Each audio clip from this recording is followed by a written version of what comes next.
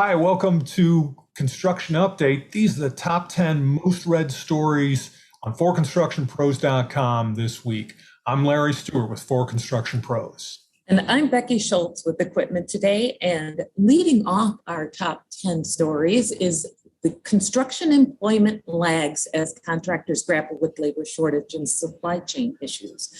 An analysis by the Associated General Contractors of America shows labor shortages and supply chain challenges are continuing to restrain a broader growth in construction employment despite a recovering U.S. economy. According to AGC Chief Economist Ken Simonson, there are about 7.5 million workers in the construction industry, and the unemployment rate is at 7.5%. But even after hiring over 300,000 workers in the May timeframe, there were still almost as many job openings in the industry. Unfortunately, the trend, we're still seeing it continuing into the peak construction season months, and it's unlikely to be alleviated anytime soon. Yeah, it's interesting. ABC's chief economist, Anirban Basu, had an interesting perspective on what's going on in the construction industry this week. Expectations are really high among contractors. Confidence is really high, but there's a lag going on right now with this problem of getting the right people into the right jobs and getting materials to sites. And that's what's causing a real challenge. Number 9 on the list is crawler dozer technology pushing the envelope. Integration with operator assistance technologies is increasing crawler dozer automation while wirelessly sharing real-time productivity data.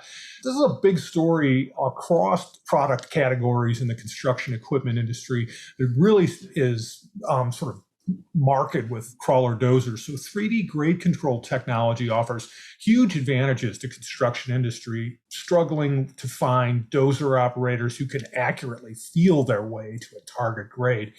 But simpler systems like slope controls found on Caterpillar and Deere dozers automatically maintain a preset cross slope and mainfall without the need for a GPS signal. So these are technologies that are just built into the machines without a level of sophistication required for actually harnessing GPS. And Caterpillar's Stable Blade and Liebherr's Free Grade are active blade stabilization features that automatically smooth out blade depth overcorrections and that lead to wavy surfaces. These are technologies that are going to take people who aren't 15 years into a career in dozer operating and help them perform like those guys. There are a number of them detailed in this story. In addition to these, you should check it out. These technologies will make it easier for those experienced operators as well to get to grade and not end up being as fatigued at the end of the day. Yeah, so their grades are as good at the end of the day as they are at the beginning.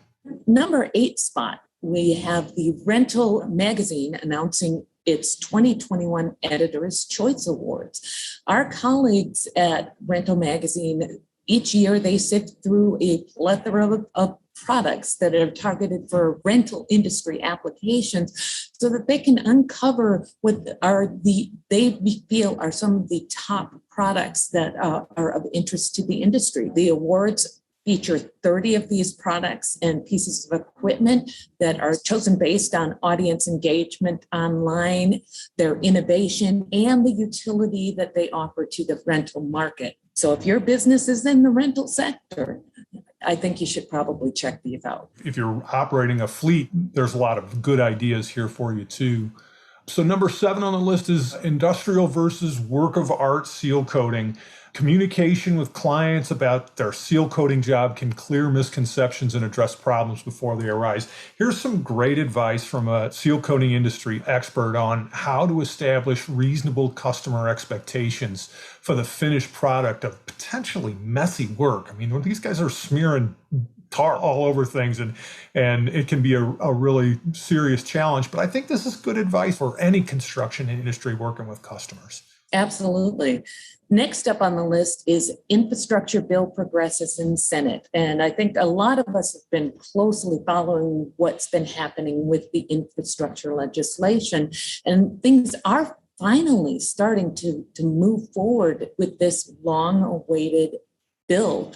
Hopefully, by the time you see this, we'll have gotten even closer to a final piece of legislation. But in the meantime, this particular news item highlights the vote that finally got us to the point of debating in the Senate on the $1.2 trillion bipartisan infrastructure proposal, the potential economic benefits that it offers, as well as industry response to seeing some momentum finally happen on the legislation in Congress. Right. And number 5 on the list, there's 5 strategies for today's and tomorrow's labor shortage. The U.S. Department of Labor reports a record 9.3 million job openings in the U.S. And here's what construction can learn from what's happening today. This is one of Caterpillar's market professionals, a pro who works in the field with contractors all the time, challenging contractors who are struggling to fill crews with ways to find and develop talent when seasoned pros with 15 years of experience are nowhere to be found. Very important. It goes back to that whole issue of the challenges of filling those positions. No doubt. Next up, we have a fascinating project. There's probably not a lot of contractors out there who would be excited to take on a residential basement foundation project where the bottom of the slab is 17 feet below sea level. Well, California-based EATON'S Concrete didn't shy away from this particular challenge, and its success on the project earned the company a Concrete Foundation Association 2020 Project of the Year award, which is the article that is featured on our list this week.